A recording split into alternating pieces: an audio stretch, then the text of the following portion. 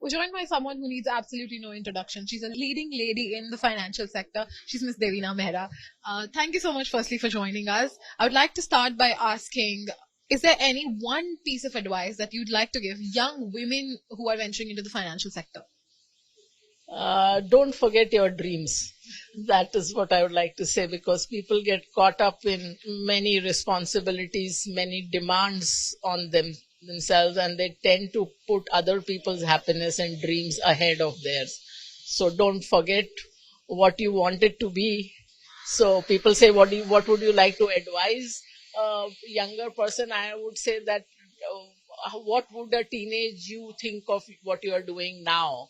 So always have that benchmark that you haven't forgotten what you wanted to do. That's a great advice. You've been in the industry for over 3 decades now.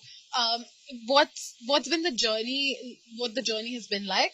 Plus, what do you think is the reason why more women are not venturing into finance? Journey, I mean, in some ways, I feel little disappointed that when I joined Citibank Investment Bank, I was the only woman officer. And even till now, I see too few women in investing, in finance.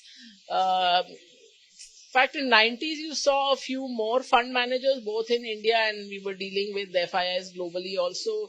That number appears to have gone down instead of going up. So I don't know all the reasons why people are not doing it, because I'm not really in touch with that many young women. But I think one of the reasons could be that people find that it's a they think it's too demanding job, because again, like a lot of girls and women, they think that they need to take easier job because they have to manage many other responsibilities. So you are sort of self-censoring at the start. But I don't know. I mean, I don't have the stats to say that what are the reasons. Well, I think representation, when they say, when you see it, you be it. We've seen you, and I'm sure many women are trying to be like you. What do you think is the way to go about it?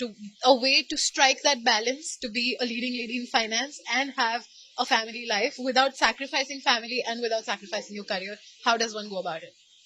First of all, I mean, this is a question. Why should this be a question for women alone or girls alone?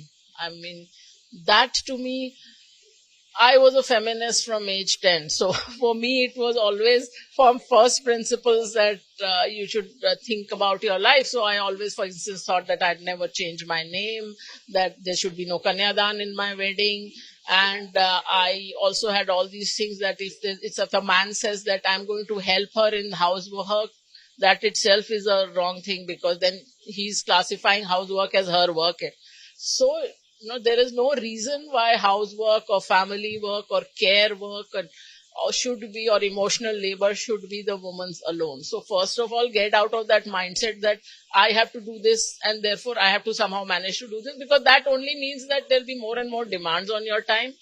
I mean, men relax on, this might be a stereotype, but I think largely true that men relax on weekends and women are finishing off all the other household stuff. So don't get into that trap. So if you don't find a partner who understands that, then, better be single than get into that trap. That's a lovely advice, I'm sure. Thank you so much for joining us.